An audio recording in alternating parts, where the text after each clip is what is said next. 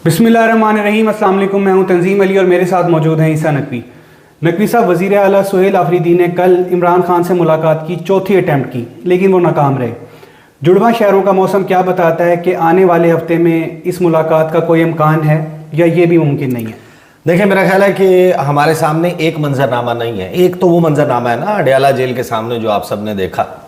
एक मंजरनामा एन उस वक्त अनफोल्ड हो रहा था पेशावर में, कोर हेडक्वार्टर पेशावर, जहां फील्ड मार्शल सैयद आसिम मुनीर पहुंचे और वहां जो उन्होंने खिताब किया अब उसकी तफसील भी आ गई है। अब आप इन दो चीज़ों को अलहदा अलहदा नहीं देख सकते। You have to club them together और फिर आपको देखना है और आपको पता चलता है कि टेम्परेचर यानी तापमान बढ़ रहा है और एक बड़ा बुहरान भी क्रिएट हो सकता है अगर मामलात इस ट्रैजेक्टरी पे चले। और जिस डगर पे ये चीज़ें चल रही हैं, मैं आपके सामने तफसीलात रखूँगा, फील्ड मार्शल के ख़िताब की भी, सुहेल आफरीदी की गुफ्तगू भी, जो वज़ीर दिफा ख्वाजा आसिफ के ट्विटर हैंडल से एक ट्वीट हुआ जिसके ऊपर बहुत ज़्यादा बात हुई है, फिर अफ़गानिस्तान से आने वाली एक ख़बर। जब आप इन सब को मिलाकर देखेंगे तो आपको ये अंदाज़ा हो जाएगा कि अगर मामलात इस ट्रैजेक्टरी पर चले तब तो मुमकिन नहीं है। मुझे नहीं लगता कि फिर अगले हफ्ते भी मुलाकात हो पाएगी, अगरचे इस बात का इम्कान ज़रूर मौजूद है कि अगर हालात थोड़ा सा तब्दील हों तो फिर शायद ये मुलाकात मुमकिन हो सके। अदरवाइज़ चीज़ें जिस ट्रैजेक्टरी पर चल पड़ी हैं बहुत मुश्किल हो जाएगा। जो तफसीलात आई हैं, देखें, सबसे पहले तो आपको मालूम है कि इस वक्त सुहेल आफरीदी इस प्रोसेस में है, बावजूद इसके कि उनकी इमरान खान से मुलाकात नहीं हुई, लेकिन अब वो उस प्रोसेस में आ चुके हैं जहां पर वो अपनी काबीना तश्कील दे रहे हैं। कुछ साइड बाय साइड बहुत सारे मज़ीद मामलात भी चल रहे हैं, लेकिन उनको हम अलहदा से डिस्कस करेंगे आने वाली वीडियोज़ में। इस वक्त तो हम बात ये कर रहे हैं कि सुहेल आफरीदी रवाना होते हैं। सेनेट का इलेक्शन था और सेनेट के इलेक्शन में वो खुर्रम ज़ीशान को वोट पोल करने के बाद वो रवाना होते हैं कि मैं जा रहा हूँ जनाब अडयाला जेल, मैंने इमरान खान से मुलाकात करनी है। अगरचे उन्होंने जाने से पहले ये कह दिया था कि कोई बहुत ज़्यादा वो पुरुमीद नहीं है कि उनकी मुलाकात हो पाएगी, क्योंकि उन्होंने कहा कि अदालतें उनके अहकामात पर अमल दरामद नहीं हो रहा। फिर साथ में उन्होंने उससे एक दिन पहले एक दरख्वास्त भी लिख दी थी, एक ख़त लिखा था chief justice Islamabad high court Sarfaraz Dogar साहब को कि जो फ़ैसला उन्होंने उससे पहले वाली जुमेरात को दिया था कि सलमान अकरम राजा की दी हुई फहरिस्त के मुताबिक जो जेल इंतज़ामिया है वो मुलाकातें करवाए SOPs के मुताबिक, उसकी मुसद्दे का नकल फराहम की जाए ताकि उस फैसले की खिलाफ वर्जी पर तौहीन अदालत की कार्रवाई जो है वो बढ़ाएं, उसके ऊपर वो दरख्वास्त दायर करें तौहीन अदालत की। तो वो बहरहाल वहाँ पर पहुँचे और वहाँ पर जो उन्होंने गुफ्तगू की उसके दो हिस्से में आपको सुनवाऊँगा। लेकिन एन उस वक्त जब सुहेल आफरीदी साहब जो हैं वो रवाना हुए, उस वक्त field marshal Syed Asim Munir landed in Peshawar और पाकिस्तान की जो ग्राउंड रियलिटीज़ हैं, जो पाकिस्तान में मुरव्वजा निज़ाम है, उसमें ये बहुत ही वन ऑफ इंसिडेंट आप इसको कह सकते हैं कि आर्मी चीफ पाकिस्तान का, और मैं सिर्फ फील्ड मार्शल सैयद आसिम मुनीर की बात नहीं कर रहा, इससे पहले जनरल बाजवा, उससे पहले जनाब जनरल जो राहील शरीफ साहब हैं आजकल सऊदी अरब में होते हैं, या फिर जनरल कियानी, जनरल मुशर्रफ, आप एक के बाद एक की बात करते जाएंगे। मुमकिन ही नहीं है कि आर्मी चीफ जो है वो किसी सूबे में जा रहा है, अमन व अमान के हवाले से कोई ब्रीफिंग है, दहशत गर्दी के मामले पर है, वहाँ के लोकल कबाइलियों से मुलाकात करनी है, वहाँ के पॉलिटिकल इन्फ्लुएंस रखने वाले लोगों से मुलाकात करनी है, और उस मीटिंग में सूबे का चीफ एग्जीक्यूटिव मौजूद ना हो। वो तो उनको इस्तकबाल करने से लेके, उसके इंतज़ाम व इंसराम करने से लेके, वहाँ पर मुलाकातियों में अपने बंदे एडजस्ट करवाने से लेके, वहाँ पर मौजूद होने से लेके, ये सब कुछ करते हैं। और उनका सुहेल आफरीदी का मिसिंग होना वो सिंबॉलिक इम्पॉर्टेंस भी रखता है। दोनों चीज़ें सिंबॉलिक इम्पॉर्टेंस रखती हैं कि एक तरफ फील्ड मार्शल सैयद आसिम मुनीर जा रहे हैं सरहदी मामलात और अफ़गानिस्तान के साथ मामलात पर बात करने के लिए, और दूसरी तरफ सुहेल आफरीदी कहते हैं कि मैं किसी भी ऑफिशियल चीज़ का हिस्सा तब बनूंगा जब मुझे इमरान खान से मुलाकात करवाई जाएगी।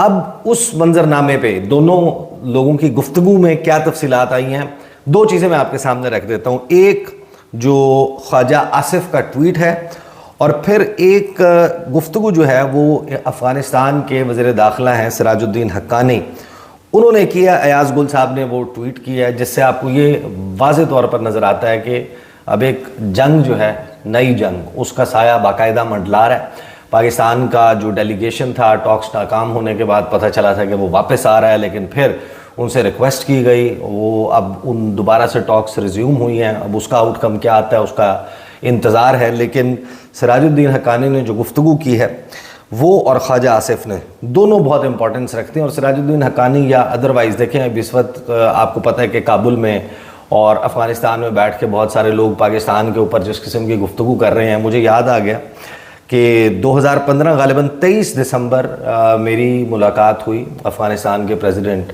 अशरफ गनी से अफ़गानिस्तान प्रेसिडेंशियल पैलेस में। और हनीफ अतमर साहब, वो उस वक्त उनके नेशनल सिक्योरिटी एडवाइज़र थे, बाद में वो मिनिस्टर ऑफ फॉरेन अफेयर्स भी बने। तो उस मुलाकात के फ़ौरन बाद जब हम बाहर निकले, कुछ जर्नलिस्ट थे पाकिस्तान से, तो हनीफ अतमर साहब वो असा लेकर चल रहे थे, उनका कोई थोड़ा सा प्रॉब्लम था। तो अफ़गान प्रेसिडेंशियल पैलेस ही के जो है वो एक हिस्से से दूसरे हिस्से हम वॉक करके जब जा रहे थे, तो हनीफ अतमर साहब ने बताया एक साहब का कि वो हमारे पास जेल में मौजूद हैं और हम उनकी बात करवाते हैं।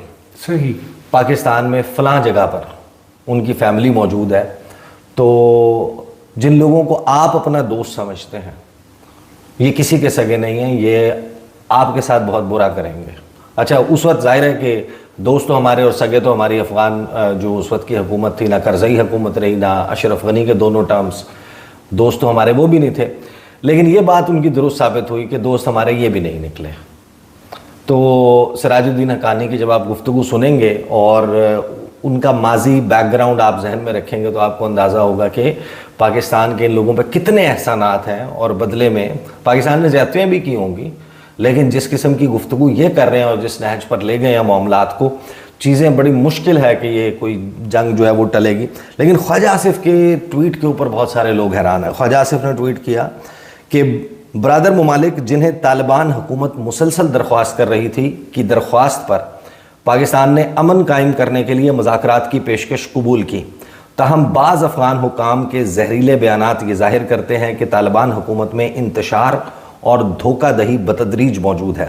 पाकिस्तान वाज़े करता है कि इसे तालिबान रजीम को ख़त्म करने या उन्हें गारों में छुपने पर मजबूर करने के लिए अपनी पूरी ताकत इस्तेमाल करने की हरगिज़ ज़रूरत नहीं। अलबत्ता तालिबान रजीम की अगर ख्वाहिश हो तो तोरा बोरा में माजी की शिकस्त के मनाजिर जहाँ वो दुम दबाकर भागे थे दोबारा देखना यकीनन अक़वाम आलम के लिए एक नया दिलचस्प मंजर होगा।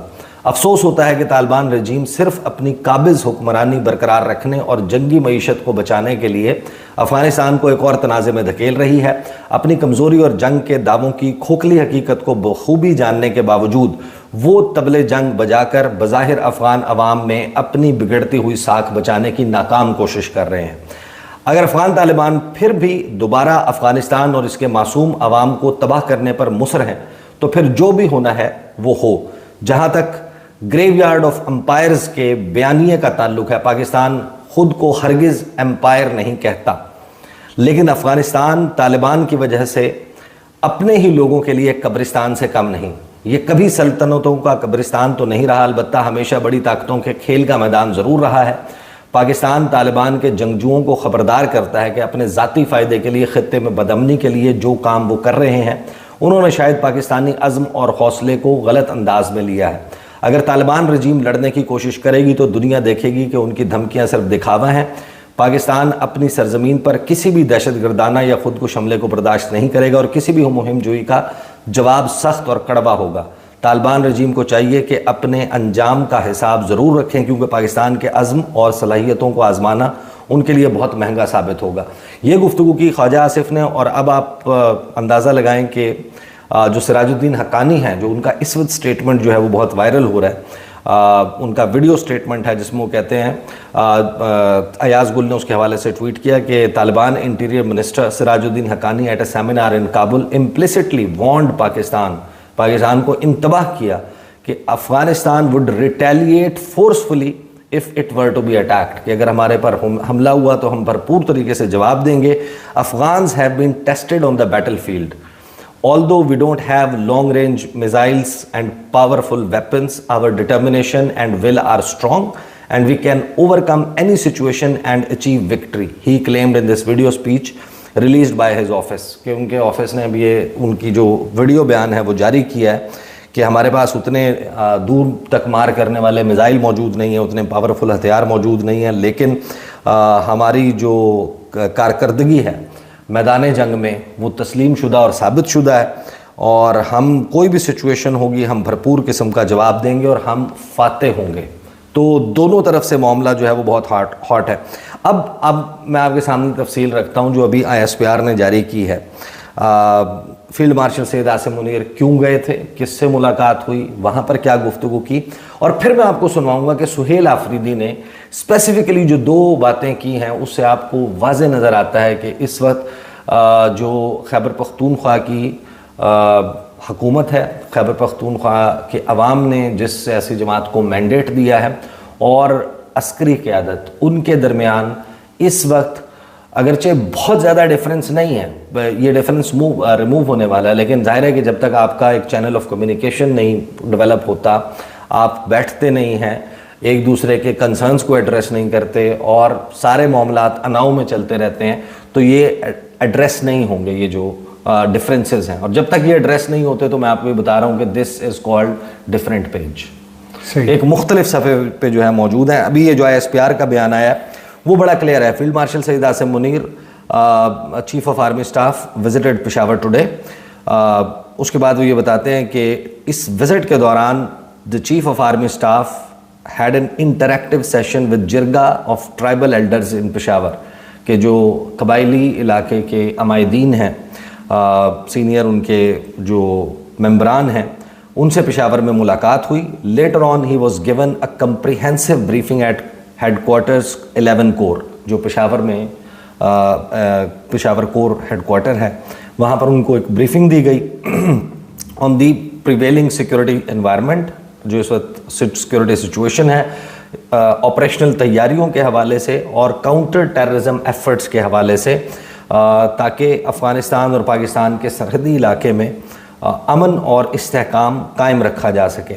जिरगे से खिताब में चीफ ऑफ आर्मी स्टाफ ने अप्रिशिएट किया स्टेडफास्ट और अनकंडीशनल सपोर्ट जो मिल रही है ट्राइबल जो कबायली अवाम हैं उनकी तरफ से सिक्योरिटी फोर्सेस को, जो अफ़गान तालिबान के साथ रीसेंट स्टैंड ऑफ हुआ है, उसके दौरान फिर आगे उन्होंने कहा, उन्होंने रिच पे ट्रिब्यूट्स जो हैं वो पे किए, उन्होंने जो कुर्बानियाँ हैं खैबर पख्तूनख्वा के अवाम की वॉर अगेंस्ट टेररिज्म में, उनको सराहा। लेकिन जो उसका ऑपरेशनल पार्ट जब आता है कि चीफ ऑफ आर्मी स्टाफ ने एम्फसाइज़ किया कि पाकिस्तान जो है वो तमाम हमसायों जिसमें अफ़गानिस्तान भी शामिल है उनके साथ अमन चाहता है, लेकिन सरहद पार से दरअंदाजी और दहशत गर्दी को जो अफ़गानिस्तान की सरजमीन से पाकिस्तान में हो रही है उसको किसी सूरत बर्दाश्त नहीं किया जाएगा। फिर उन्होंने कहा कि हमारा जो क्रॉस बॉर्डर टेररिज्म अफ़गानिस्तान के साथ है वो मुसलसल अफ़गानिस्तान की तरफ से जारी है, और गुज़श्ता कुछ सालों में हमने बहुत सब्र का मुजाहरा किया है, तहम्मुल का मुजाहरा किया है, डिप्लोमेटिक और इकनॉमिक वर्चर्स किए हैं अफ़गानिस्तान की तरफ से ताकि पाकिस्तान और अफ़गानिस्तान के दो तरफ़ा ताल्लुकात बेहतर हों। However, instead of acting decisively against the Indian sponsored terror proxies Fitna al-Khawarij and Fitna al-Hindustan, Afghan Taliban regime has been providing all possible assistance to these groups। यानी चीफ ऑफ आर्मी स्टाफ ने कहा कि बावजूद इसके कि हमने इतना उनके साथ जो है वो ओवरचर्स किए, कोशिश की कि हालात बेहतर हों, लेकिन वो मुसलसल हिंदुस्तान की इमा पर पाकिस्तान के ख़िलाफ़ लड़ने वाली प्रॉक्सीज़ की हिमायत जारी रखे हुए हैं। साथ ही उन्होंने ट्राइबल एल्डर्स को ये यकीन दिलाया खैबर पख्तूनख्वा के हवाले से कि ख़ास तौर पर जो खैबर पख्तूनख्वा है will be cleansed of the terrorist and their abettors, के जो दहशतगर्द हैं और उनके सरपरस्त या उनकी हिमायत करने वाले, उनके साथ ताउन करने वाले हैं, उनका सफाया कर दिया जाएगा। फिर बाकी ज़ाहिर है कि जो दीगर जो है वो उन्होंने गुफ्तगू की, लेकिन इसमें ज़ाहिर है कि जब आप थोड़ा सा माजी में जाते हैं तो आपको पता चलता है कि आज से 18-20 दिन पहले पेशावर में जो प्रेस कॉन्फ्रेंस हुई थी DG ISPR की, उसमें अगरचे उन्होंने नाम लेकर नहीं कहा, लेकिन उन्होंने जो इस वक्त खैबर पख्तूनख्वा की पॉलिटिकल लीडरशिप है जो पाकिस्तान तहरीक इंसाफ के पास है, उसके हवाले से ये कहा या ये तासुर उस प्रेस कॉन्फ्रेंस से मिला कि उनका मतम नज़र ये है कि ये दहशतगर्दों की हिमायत कर रहे हैं। तो एक तरफ आपके सामने ये पॉइंट ऑफ व्यू आ जाता है और दूसरी तरफ ऐन वो वक्त जिस वक्त पेशावर में ये हो रहा था, अडयाला जेल के बाहर और उससे कुछ पहले सुहेल आफरीदी साहब ने टॉक्स की हैं और उसमें जो उन्होंने कहा वो मैं आपको सुनवा देता हूँ, फिर आपको अंदाज़ा हो जाएगा। उसका एक फार्मूला होता है, वो इनको जो है मुजाहिदीन और हीरो बनाता है। दूसरा बंदा आता है वो वहां यहाँ पर ऑपरेशंस करता है। तीसरा बंदा आता है यहाँ पर जो है उनको दोबारा आबाद करने का सोचता है। चौथा बंदा आता है वो दोबारा ऑपरेशंस करता है। तो ये लिबर्टी नहीं है, ये हमारा सूबा है। यहाँ पर जो है एरे गैरे नहीं रहते, यहाँ पर गयूर पख्तून रहते हैं जो पाकिस्तान के साथ मुखलिस है, मुहिब्बुल वतन पाकिस्तानी है। तो इनको भेड़ बकरियों की तरह ना ट्रीट किया जाए और ना ही इसे तजुर्बागाह बनाया जाए कि हर बंदा आएगा और अपना तजुर्बा करके चला जाएगा। एक वाज़ेह पॉलिसी होनी चाहिए और उस पर अमल दरामद होना चाहिए और फिर जिम्मेदारों को जो है इंसाफ के कटहरे में, कानून के कटहरे में लाना चाहिए कि ये चीज़ क्यों ख़त्म नहीं हो रही है। 22 मिलिट्री ऑपरेशन के बाद, 14,000 इंटेलिजेंस बेस्ड ऑपरेशन के बाद फिर क्यों ये दहशतगर्दी है। तो ये सवाल हमारा फिर बनता है। शुक्रिया जी। देखिए, बात बिल्कुल ठीक कर रहे हैं सुहेल आफरीदी, जिन तल्ख हकाइक के ऊपर बात कर रहे हैं जो पाकिस्तान की माजी में पॉलिसी तब्दील होती रही है अफ़गान तालिबान के हवाले से, जिस किस्म की पॉलिसी रही, कभी तालिबान के हवाले गुड तालिबान, बैड तालिबान, हम ये सारी चीज़ें सुनते रहे हैं और कभी ऑपरेशन, कभी टॉक्स, ये तमाम फ़ैसले रियासत ने किए हैं। लेकिन हर मरतबा ये होता था कि रियासत और हुकूमतें वन पेज पर होती थी कि जो भी पॉलिसी है। अब ये हो रहा है कि तहरीक इंसाफ ये कह रही है कि आप वंस एंड फॉर ऑल आप ये डिसाइड करें कि पॉलिसी क्या होगी। हमने इनसे बात करनी है तो हम इनसे बात करेंगे, अगर हमने इनसे जंग करनी है, ऑल आउट लड़ना है तो हम लड़ लेंगे। ये ना हो कि हम ये तजुर्बा करें उसके बाद कुछ अरसे के बाद एक और तजुर्बा हो। तो उसके लिए बेसिक बुनियादी चीज़ है कि बैठना, लेकिन बैठने की फ़िलहाल कोई सूरत नज़र नहीं आती। फिर इसके कुछ ही देर के बाद अडयाला जेल के बाहर थे सुहेल आफरीदी और वहाँ पर जब उनसे सवालात हो रहे थे उस पर उन्होंने दोबारा गुफ्तगू की। वो आप थोड़ा सा तवील क्लिप है लेकिन वो भी आप सुने तो आपको अंदाज़ा हो जाएगा कि अब आप इन दो मंजरनामों को अलहदा करके नहीं देख सकते। अडयाला के बाहर जो मंजरनामा था वो आपने सुन लिया, देख लिया, और जो पेशावर का मंजरनामा था, जब आप इनको मिला के देखते हैं तो आपको ये समझ आती है कि फ़िलहाल सूरत हाल लगता नहीं है कि किसी मुलाकात की तरफ जा रही है। ये सुने जी। अगर फौजी मर रहे हैं वो भी हमारे इस कौम के बेटे हैं, उन पर भी हम गमज़दा व अफसरदा होते हैं। जो सिविलियंस मर रहे हैं गलत पॉलिसी की वजह से, उस पर भी जो है हम गमज़दा हैं, अफसरदा हैं। देखिए जी, गलत पॉलिसियां और बंद कमरों में जो फैसले होते हैं उनका नतीजा यही होता है कि हमारे गरीब माँ के बेटे, चाहे वो फौजी हो चाहे सिविलियन हो, दोनों मरते हैं। वहां पर जो है किसी वज़ीर आज़म का बेटा, किसी जर्नल का बेटा, किसी चीफ जस्टिस का बेटा नहीं होता। ये गरीब माँ के बच्चे हैं। चाहे फौजी लड़ रहा है वो भी गरीब माँ का बेटा है, वहां सिविलियन मर रहे हैं वो भी गरीब माँ के बेटे हैं। मेरी बात मुकम्मल होने दें। हमारा मौकफ यह है कि बंद कमरों के फैसले जिन्होंने खैबर पख्तूनख्वा में, मेरा जिला खैबर है, मेरा भाई गांव जो है वो वादी तिरा है, जो बंदा वहां जिंदगी में गया है ना हो वो मेरे फैसले किस तरह कर सकता है। जो हमारे वहाँ की हुकूमत है, वहाँ की पार्लियामेंटेरियन है, वहाँ कौमी मशरान है, वहाँ के अमायदीन है, पाकिस्तान में जो भी पॉलिसी बनती है यहाँ जमहूरियत है, हमें एतमाद में लिया जाए। खैबर पख्तूनख्वा का सूबा हमारा है, हमें तमाम मशावरत में शामिल किया जाए। अगर फर्ज करें उसके बाद कोई पॉलिसी बनेगी तो उसके मुस्बत असरात होंगे, मनफी असरात नहीं होंगे। 2004 से लेकर आज तक जितनी भी पॉलिसियां बनी है बंद कमरों में बनी है, ना ही आपके मिलिट्री ऑपरेशन जो है काम आ रहे हैं, ना ही आपके इंटेलिजेंस बेस्ड ऑपरेशन काम आ रहे हैं। 80,000 जानों का नजराना हम ऑलरेडी पेश कर चुके हैं, जिसमें 6,000 से ज्यादा हमारे सिक्योरिटी फोर्सेस, चाहे वो पुलिस से हैं, सीटीटी से हैं या फौजी हैं, ये हम पेश कर चुके हैं। उसके बाद भी अमन नहीं आ रहा। तो कहीं पर तो हम गलत हैं, कहीं पर तो हमें पॉलिसी जो है चेंज करनी पड़ेगी। तो अगर हम फर्ज करें ये बात करते हैं तो फिर हम पर इल्जाम लगाए जा रहे हैं कि हम किसी और साइड पर हैं। हम सिर्फ और सिर्फ पाकिस्तान के साथ। तो ये आप जब दोनों क्लिप्स आप सुनते हैं और इस मौजू के ऊपर उनकी सुहेल आफरीदी की गुफ्तगू आप सुनते हैं तो आपको ये अंदाज़ा हो जाता है कि इस वक्त आने वाले दिनों में सूरत हाल, टेम्परेचर जिस तरीके से बढ़ रहा है ये मज़ीद बढ़ेगा। बहरान की तरफ एक बहरानी कैफियत जो है वो पैदा हो रही है, क्योंकि देखें जो भी पॉलिसी बना लेंगे बड़ी टेस्टेड बात है कि पॉलिटिकल ओनरशिप जिस वक्त नहीं मिलती, जब तक उस पॉलिसी को एक फेस नहीं मिलता, आपको एक मल्टी प्रोंग्ड स्ट्रेटजी जो है वो बनानी है। आपको कहीं पर ऑल आउट ऑपरेशन करना है, बिल्कुल कहीं पर आपको जो है वो इंटरनली डिस्प्लेस भी होंगे लोग, कहीं पर आपको उनके साथ बातचीत भी करनी होगी और एक मिक्स एंड मैच करके जो पॉलिसी बनानी होगी और उससे आप इसको ख़त्म कर सकते हैं। अदरवाइज़ ये बहुत ही ख़तरनाक है कि पॉलिटिकल लीडरशिप जो है वो कहीं और किसी और समत बैठी हो और पाकिस्तान में जो मरकज़ है, जो सेंटर से स्ट्रेटजी आ रही है वो मुख्तलिफ हो, उस स्ट्रेटजी के बहुत नुकसानात भी होंगे। और मुझे उम्मीद नज़र नहीं आ रही फ़िलहाल सिचुएशन को देख के कि तहरीक इंसाफ की खैबर पख्तूनख्वा हुकूमत या सुहेल आफरीदी को 2-4 कदम पीछे चले जाएंगे, या इस वक्त जो माहौल यहाँ पर बना हुआ है जुड़वा शहरों में, यहाँ से लोग पीछे चले जाएंगे। और सूरत हाल ऐसी रही तो टेम्परेचर बढ़ता रहेगा, मुलाकात का इम्कान कम रहेगा। बहुत शुक्रिया ईसा नकवी साहब आपके तज्जिए का। आपसे फिर मुलाकात होगी, हमें इजाज़त दें। अल्लाह हाफ़िज़।